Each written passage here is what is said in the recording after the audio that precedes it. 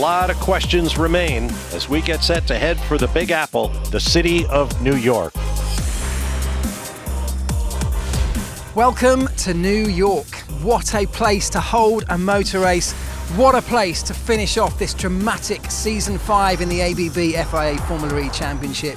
We'll be back here in mid-July, of course, for the race where the teams and drivers will finally have their championship sealed one way or the other. But what about the circuit? Well, we've been coming here for a few years and they've made tweaks to the circuit over that time. They've made some more this time around. So let's get out on the electric skateboard and I think my perfectly apt crash helmet and take a closer look. Well, it may not look much like a racetrack right now, but where I'm standing will be the start line when it comes to the season-closing double-header Formula E weekend right here in New York. And actually new for this year, the start line and finish line will be in exactly the same place. That means that 22 Generation 2 Formula E cars will line up here on this old, bumpy and cracked tarmac surface before launching all the way down there towards a pretty tight and newly numbered Turn 1. So at the end of this start-finish straight then, the braking zone for Turn 1 is just brilliant. The tarmac changes from the old stuff to this nice, dark, fresh, new stuff where there's more grip. The braking zone opens up into this really nice, wide section of tarmac. Massive overtaking opportunity. It's going to be brilliant at the start of the race, and it leads here into Turn 1. This used to be Turn 6 last year because the finish line was at a different part of the circuit. And in fact, in the years prior to that, this was a simple hairpin leading back onto the straight going down there.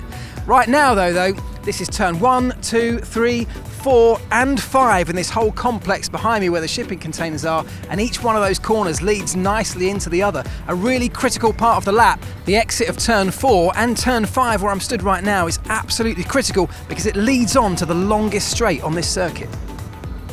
So with the cars at their fastest point on the track, just look what happens here in the braking zone to Turn 6. Another surface change. And look how different it is again.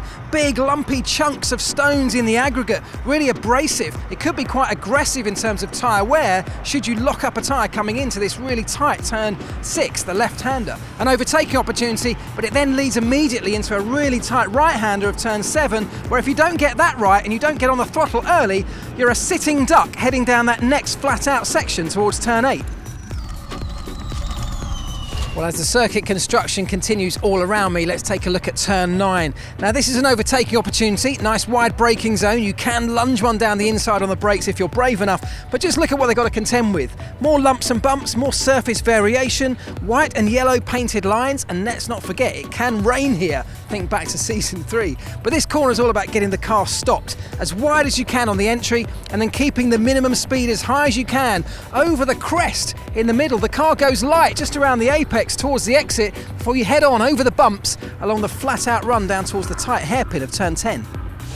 Turn 10's a slow, tight right-hand hairpin, but just look what the drivers have to contend with on their way down towards it from Turn 9 all the way over there by those buildings. It's lumpy, it's bumpy, the surface twists and contours all the way here. So many different surface changes in that short run, but then when they get here, it's about stamping on the brakes, getting the car slowed down. Huge opportunity to lunge down the inside, under braking, go for an overtake, and then feeding it around this really tight right-hand hairpin, heading off back along the harbour front in front of what must be one of the world's most iconic backdrops. So whoever got the best exit out of Turn 10 all the way down there, got the traction and the power down as early as they can, has the best opportunity running up here into the right-hander of Turn 11. More patchwork surface, it rises uphill, which will assist you in the braking, but the camber then falls away towards the outside of the corner. So if you don't get your line absolutely perfect, it wants to understeer off towards the exit, and you need to be back on the power as quickly as possible for the short blast down towards Turn 12.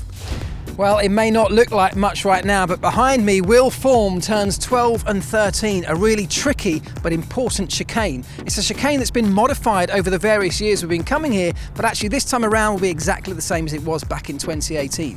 Lap time can be won or lost through here, and you win it by going incredibly close to the inside barrier and then drifting out over the curbs, close to the outside wall, getting on the power as early as you can before the flat-out run along here and down for the final corner of Turn 14, back onto the start-finish straight to close out the lap. Well, there it is then, 1.5 miles of Brooklyn racetrack right underneath the shadows of that incredible Manhattan skyline behind me. This track is going to pose a number of challenges, some unique. We've never been here before in the Generation 2 cars. It'll be the fastest race around New York we've ever had. So who's going to come out on top? Who's got what it takes? And ultimately, who's going to be crowned champion of this incredibly exciting Season 5?